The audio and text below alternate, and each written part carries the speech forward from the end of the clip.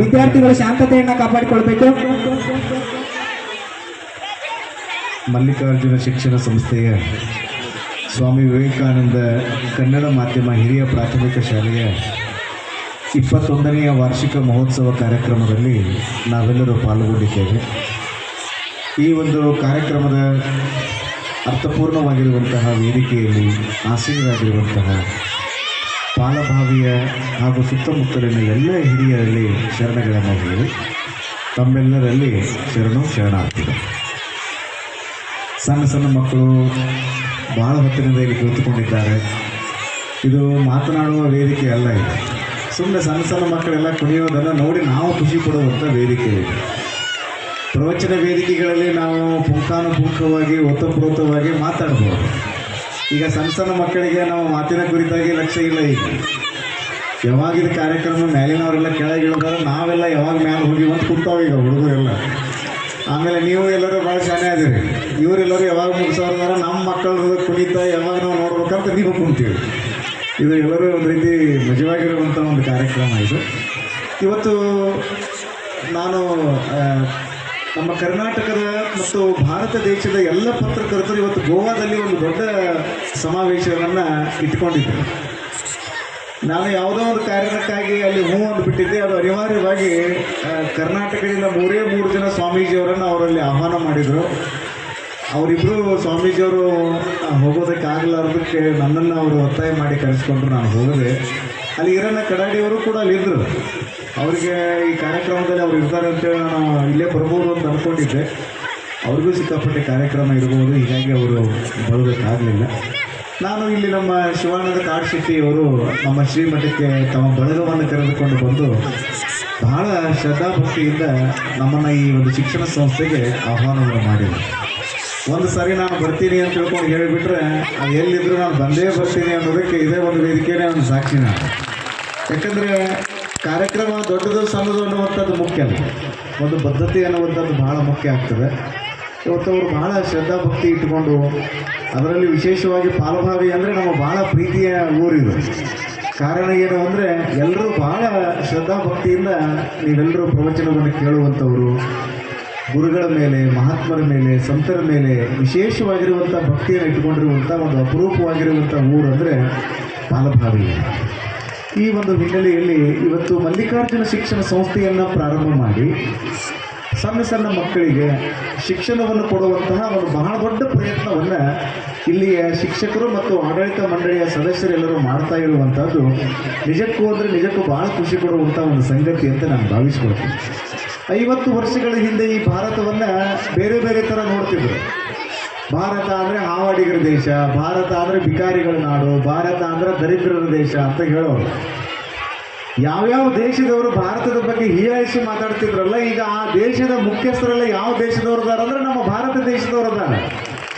ಹೀಗಾಗಿ ಇದೆಲ್ಲ ಯಾವುದರಿಂದ ಸಾಧ್ಯ ಆಗ್ತದೆ ಅಂತ ನೀವು ಯಾರಾದರೂ ಕೇಳಿದ್ರಿ ಅಂದರೆ ಇದು ಶಿಕ್ಷಣದಿಂದ ಮಾತ್ರ ಸಾಧ್ಯ ಆಗ್ತದೆ. ನಾನು ಅದಕ್ಕೆ ಆಚಾರ್ಯ ಅಂತ ನೀವು ಯಾರಾದರೂ ನನ್ನ ಪ್ರಶ್ನೆ ಕೇಳಿದ್ರಿ ಅಂದರೆ ಮಕ್ಕಳಿಗಾಗಿ ದಯವಿಟ್ಟು ಆಸ್ತಿ ಮಾಡಬೇಡಿ, ಮಕ್ಕಳನ್ನೇ ಆಸ್ತಿ ಮಾಡಿಬಿಟ್ರಿ ಅಂತಂದರೆ ಅವರು ನಿಮ್ಮ ಮನೆತನಕ್ಕೆ ಭಾಳ ದೊಡ್ಡ ಕೀರ್ತಿಯನ್ನು, ಗೌರವವನ್ನು ತರ್ತಾರೆ ಅನ್ನುವಂಥದ್ದನ್ನು ಎಲ್ಲ ಪಾಲಕರು ತಿಳ್ಕೊಳ್ಬೇಕು. ಮಕ್ಕಳಿಗೆ ಏನು ಕಲಿಸ್ಬೇಕು? ಅಕ್ಷರವನ್ನು ಕಲಿಸೋದ್ರೊಳಗೆ ಸ್ವಲ್ಪ ಹೆಚ್ಚು ಕಡಿಮೆ ಆದರೂ ನಡೀತದೆ. ಸಂಸ್ಕಾರವನ್ನು ಕಲಿಸೋದ್ರೊಳಗೆ ಯಾವ ಕಾರಣಕ್ಕೂ ಹೆಚ್ಚು ಕಡಿಮೆ ಆಗಬಾರ್ದು.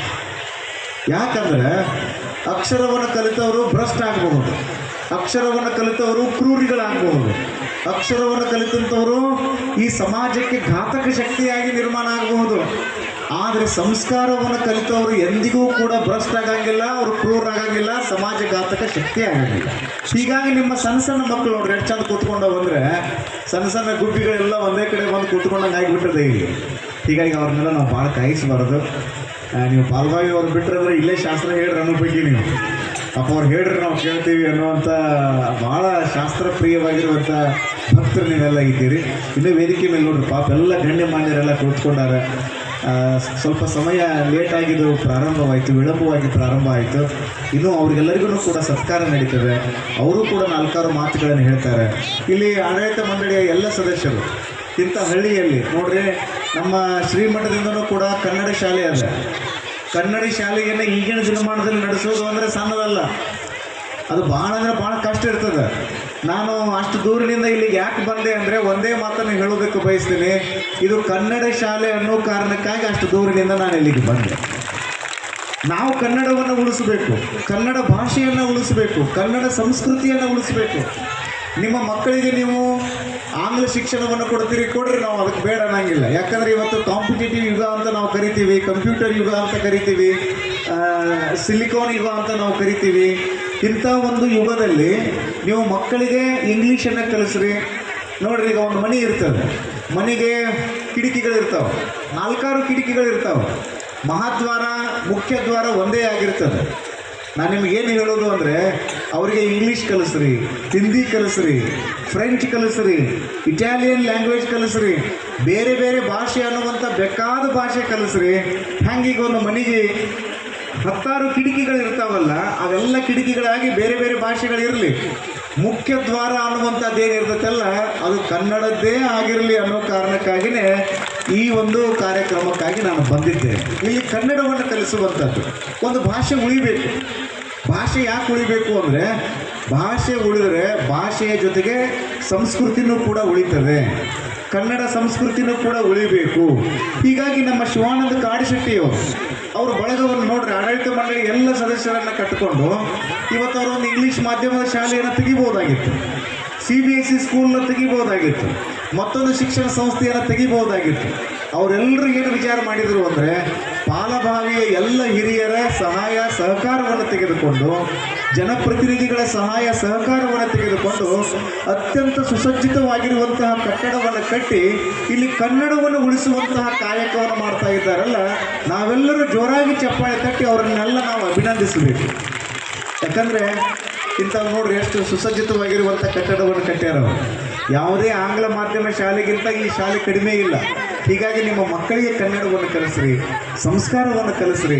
ಅವರೆಲ್ಲ ಆಡಳಿತ ಮಂಡಳಿಯ ಸದಸ್ಯರು, ಎಲ್ಲ ಗುರು ವರ್ಗದವರು, ಶಿಕ್ಷಕ ವರ್ಗದವರು, ಅವರೆಲ್ಲರೂ ಇರುವಂಥದ್ದನ್ನು ನೋಡಿದರೆ ಅವ್ರ ಮಕ್ಕಳಿಗೆ ಅಕ್ಷರವನ್ನೂ ಕಲಿಸ್ತಾರೆ, ಸಂಸ್ಕಾರವನ್ನೂ ಕಲಿಸ್ತಾರೆ ಅನ್ನೋದಕ್ಕೆ 2 ಮಾತಿಲ್ಲ, ಸಂಶಯ ಇಲ್ಲ ಅನ್ನುವಂಥ ಮಾತನ್ನು ಈ ಸಂದರ್ಭದಲ್ಲಿ ಹೇಳಿ ನಮ್ಮ ಶಿವಾನಂದ ಕಾಡಿಶೆಟ್ಟಿಯವರು ಈ ಸಂಸ್ಥೆಯ ಆಡಳಿತ ಮಂಡಳಿಯ ಅಧ್ಯಕ್ಷರಾಗಿ ಅರ್ಥಪೂರ್ಣ ಸೇವೆಯನ್ನು ಸಲ್ಲಿಸ್ತಾ ಇದ್ದಾರೆ. ವೇದಿಕೆ ಮೇಲೆ ನೋಡ್ರಿ ನಮ್ಮ ಪಾಲಭಾವಿ ಎಲ್ಲ ಹಿರಿಯರು ಕುಳಿತುಕೊಂಡಾರೆ. ಎಲ್ಲ ಹಿರಿಯರು, ಆಮೇಲೆ ಅತಿಥಿ ಅಭ್ಯಾಗತರು, ಶಿಕ್ಷಣ ತಜ್ಞರು, ಶಿಕ್ಷಣವೇತ್ತರು ಎಲ್ಲರೂ ಕೂಡ ವೇದಿಕೆ ಮೇಲಿದ್ದಾರೆ. ಅವರೆಲ್ಲರ ಮಾತುಗಳನ್ನು ನೀವೆಲ್ಲ ಕೇಳ್ರಿ. ಸಣ್ಣ ಸಣ್ಣ ಮಕ್ಕಳನ್ನು ಬಹಳತ್ತು ಕಾಯಿಸೋದಾಗಬಾರದು. ನಾನು ಮತ್ತೊಂದು ಕಡೆಗೆ ಹೋಗಬೇಕಾಗಿರೋದ್ರಿಂದ ಇಲ್ಲಿಗೆ ನಾನು ಈ ಕಾರ್ಯಕ್ರಮವನ್ನು ಮುಗಿಸಿ ತೆರಳುತ್ತೇನೆ. ಯಾರೂ ಅನ್ಯತಾ ಭಾವಿಸಬಾರ್ದು. ಒಂದು ಮುಂಜಾನೆ 6 ಗಂಟೆಯಿಂದ ನಮ್ಮ ಪ್ರಯಾಣ ಶುರುವಾಗ್ಯದ. ಬೆಳಗಾವಿಯಿಂದ ಅಲ್ಲಿ ಗೋವಾಕ್ಕೆ ಹೋಗಿ, ಗೋವಾದಿಂದ ಮತ್ತೆ ಬೆಳಗಾವಿಗೆ ಬಂದು, ಬೆಳಗಾವಿಯಿಂದ ಇಲ್ಲಿಗೆ ಬರ್ಬಿಡ್ರೆ ನಿಮಗೆ ಜವಾರಿ ಭಾಷೆಯೊಳಗೆ ಹೇಳೋದು ಅಂದರೆ ಕುರಿಪಾನು ಬಿದ್ದಂಗೆ ರೀ ಅದು. ಹೀಗಾಗಿ ನಿರಂತರ ಪ್ರಯಾಣ ಮಾಡೋದು. ಆದರೆ ಇಷ್ಟು ಮಾತ್ರ ಕರೆ ಇಷ್ಟೆಲ್ಲ ಪ್ರಯಾಣ ಮಾಡ್ತೀವಿ ನೋಡ್ರಿ ನಾವು ಸ್ವಾಮಿಗಳಾದಂಥವರು. ಭಕ್ತರ ಮುಖ ನೋಡಿಬಿಟ್ರೆ ಸಾಕು, ನಮ್ಗೆ ಆಯಾಸ ಎಲ್ಲ ಹೋಗಿಬಿಡ್ತದೆ ನೋಡ್ರಿ. ಎಷ್ಟು ನಿಮ್ಮ ಭಕ್ತರಲ್ಲಿ ಶಕ್ತಿ ಇರಬೇಕು ಹೇಳಿದ್ರು. ಹೀಗಾಗಿ ನಿಮ್ಮನ್ನೆಲ್ಲ ನೋಡಿ ನನಗೆ ಭಾಳ ಖುಷಿ ಆಯಿತು. ಸಣ್ಣ ಸಣ್ಣ ಮಕ್ಕಳನ್ನು ನೋಡಿ ನನಗೆ ಭಾಳ ಖುಷಿ ಆಯಿತು. ಅವರೆಲ್ಲರಿಗೂ ಒಳ್ಳೆಯದಾಗಲಿ, ಭಗವಂತ ಅವರಿಗೆ ಆಯುಷ್ಯ ಆರೋಗ್ಯವನ್ನು ಕೊಟ್ಟು ಕಾಪಾಡಲಿ ಹಾಗೆ ಅನ್ನುವಂಥ ಮಾತನ್ನು ಹೇಳಿ ಮತ್ತೊಂದು ಸಾರಿ ನಾನು ಎಲ್ಲ ಆಡಳಿತ ಮಂಡಳಿಯ ನಿರ್ದೇಶಕರುಗಳನ್ನು, ಸದಸ್ಯರುಗಳನ್ನು, ಎಲ್ಲ ಶಿಕ್ಷಕ ವರ್ಗದವರನ್ನು, ವೇದಿಕೆ ಮೇಲಿರುವಂಥ ಎಲ್ಲ ಅತಿಥಿ ಅಭ್ಯಾಗತರನ್ನು, ಗಣ್ಯಮಾನ್ಯರನ್ನು, ತಮ್ಮೆಲ್ಲರನ್ನ ಹೃದಯ ತುಂಬಿ ಹಾರೈಸಿ ನನ್ನ ಮಾತುಗಳನ್ನು ಪೂರ್ಣಗೊಳಿಸ್ತೇನೆ. ಶರಣಾರ್ಥಿ.